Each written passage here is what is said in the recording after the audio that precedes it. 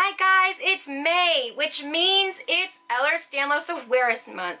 So, what do you need to know about Ehlers Danlos is that it's a connective tissue disorder that affects the collagen surrounding the joints, which means there is no longer any collagen that is tight structure and holding it with its elasticity. Instead, it's very wobbly and loose and it's not supporting anything, which means our joints are very painful, they're loose, they dislocate super easily. Our skin is very soft and fragile. Some people with Ehlers Danlos skin is very, very stretchy, and a lot of people with Ehlers Danlos deal with chronic pain. And chronic pain is something that I deal with every day in my life. With Ehlers Danlos syndrome, on my side, my mother has it. I'm not sure who else in my family has Ehlers Danlos syndrome besides my mother and my twin brother.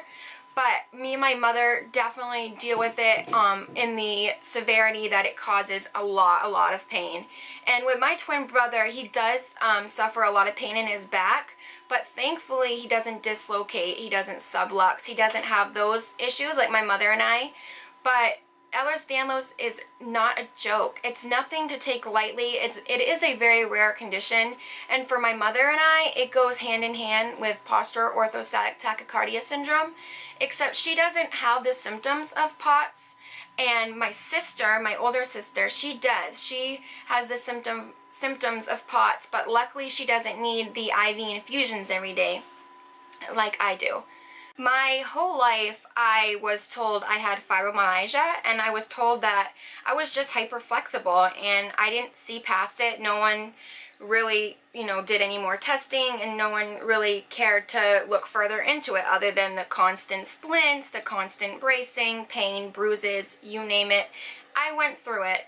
And it wasn't until I was diagnosed with postural orthostatic tachycardia syndrome that they put two and two together. Although having this diagnosis didn't really fix or cure anything, it was nice to know that I wasn't just clumsy and I wasn't just breaking things or spraining things because I couldn't walk in my own 2 feet.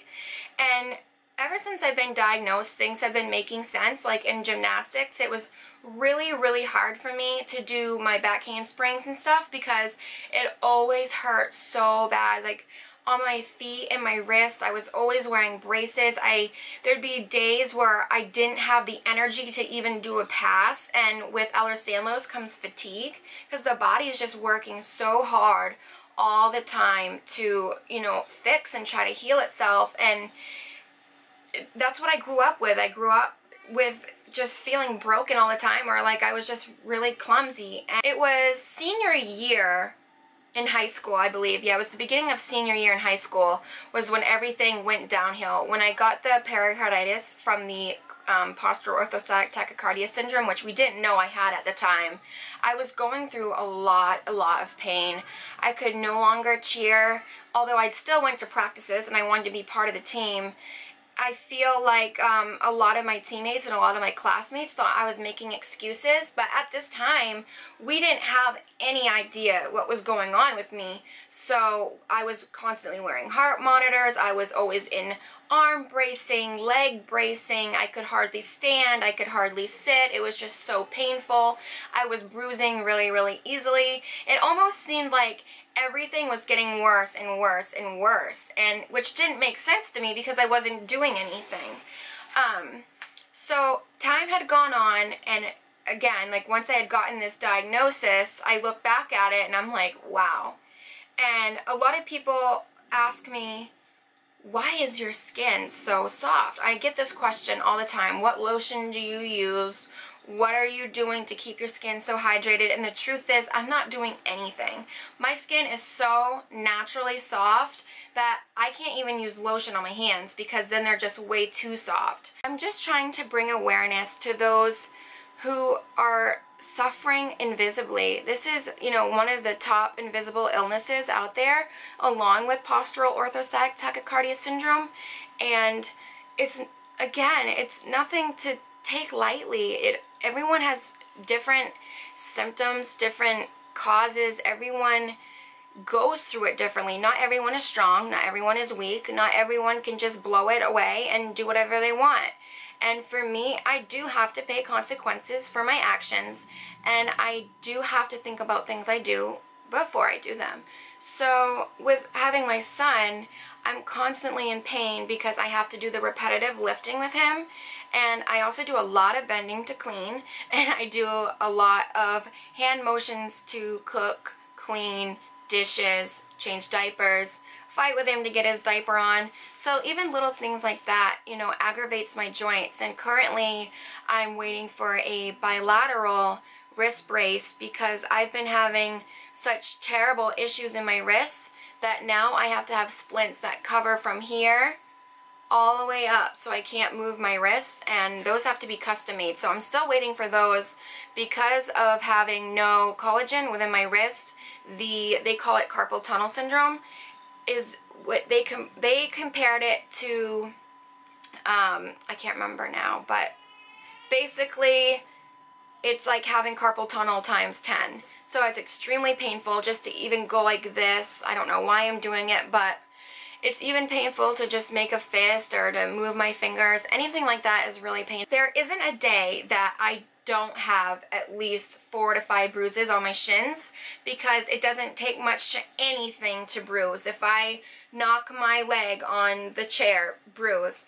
If I hit my leg in the car, bruise. There's so many times where me and my friends actually laugh about it, because there was one time I was in the car with my friends, and a cop car ran in front of us real quick suddenly, and I believe it was a cop car, I can't remember, and so we went like this, so we slammed forward and my knees hit the middle console, and I laughed and I was like, that's gonna be a bruise tomorrow, and it was a massive bruise. So it's kind of funny to joke about things like that, but for the most part, Ehlers-Danlos is serious.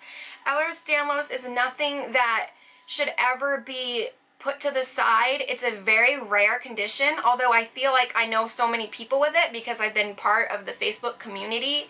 It's a very serious and rare condition. There's many, many types. Unfortunately, I don't know many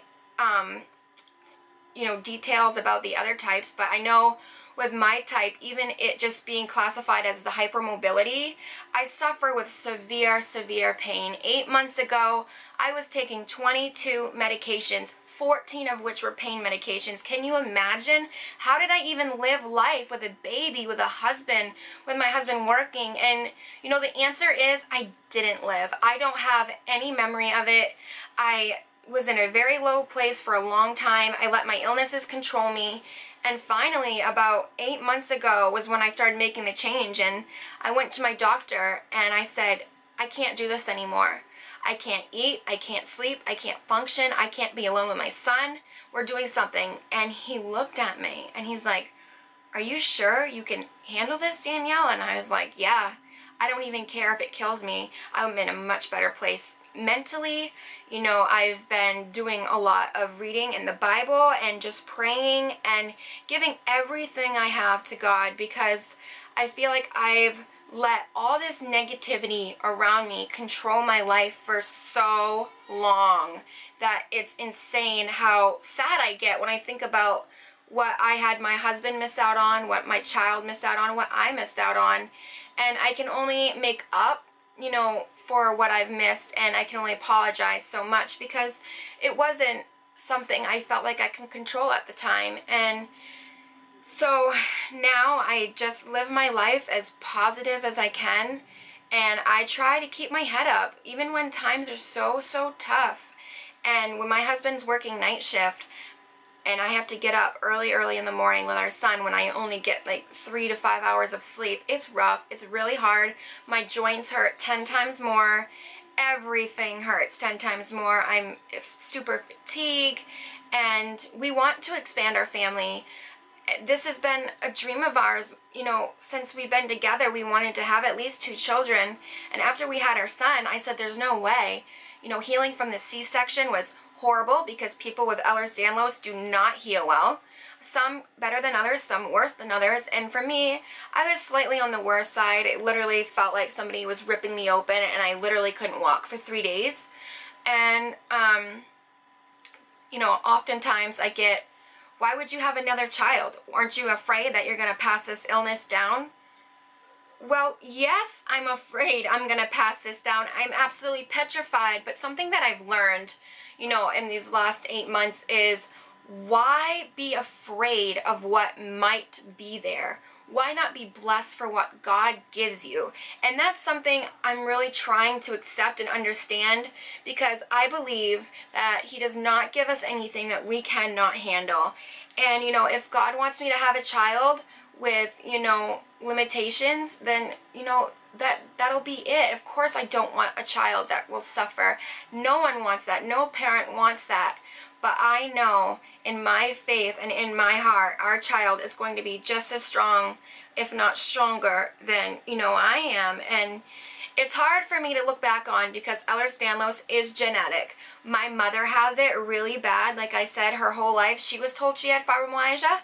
And she's had 16, 17, 18 surgeries, something like that. Honestly, I can't keep up. She's had so many in the last year that, I can't imagine what she goes through, seeing me, her baby, go through all this pain. And I have a twin brother, and he also has the hypermobility, but his is only affecting his back, where he has done a lot of labor work. So I'm blessed in the fact that it's not male dominant. So our son hopefully won't have the painful type of Ehlers Danlos because he is hyperflexible. We just don't know right now at what level of hyperflexible, since he's only 2.5. And now I'm not on 22 medications. I'm only taking 3 a day. That's right, 3 a day. And I'm still working off them, and we're hoping that I'm in an even better place with my health by the end of summer, that we can start expanding our family. I've been using a lot of aromatherapy and essential oils, and I am a doTERRA advocate. So they have saved my life. And some of the oils are really, really pricey, but you know what? They last forever. They work way better than any narcotic or any other medication like, Neurontin do. So it's worth it for me. And it was hard because we are very, paycheck to paycheck. We don't get any help from state aid. We don't get any of that. So from what my husband makes and the little tiny $60 I get from SSI, we are really, really strict on our budget. But I'm so proud of how far we've come as a family and as far as I've come as a person. And if it wasn't for my husband, I seriously would doubt that I could be as strong as I am, because I can't think of another man that could love me for everything I've gone through and for everything that I am now. And he seriously has been a huge, huge blessing in my life. So thank you so much, honey, for being my #1 always, and understanding me when I'm just crying and having a bad day, or I just need my back rubbed, or I need to lay in bed. Because if it wasn't for you, I don't know if I would ever find someone to love me for who I am. So if any of you have any questions about what I go through on a daily basis, or even questions that you're just curious about, please tweet me at @chronicallydani, D-A-N-I. And if you want to ask me questions on Instagram, my Instagram name is musical_spoons. So it's just regular musical_spoons. And my YouTube channel is Danielle Music 56. You can also find me by Dani Joy Music. I put tons of links on my Facebook, and I put tons of links on my Twitter. So if you're curious about my life and what I go through, or maybe even just hearing what I have to say or watching my videos, a lot of my music is about my illnesses and my journey. So if you are interested in that and you would like to follow me on my journey, then you can subscribe to my YouTube channel, my Twitter, and my Instagram. And I hope you guys have a very, very good day, and just spread awareness, because this is something that people need to be informed about. And not every ache and pain is Ehlers Danlos syndrome, but this is my story and how it affects me. So I hope you guys all have a good day.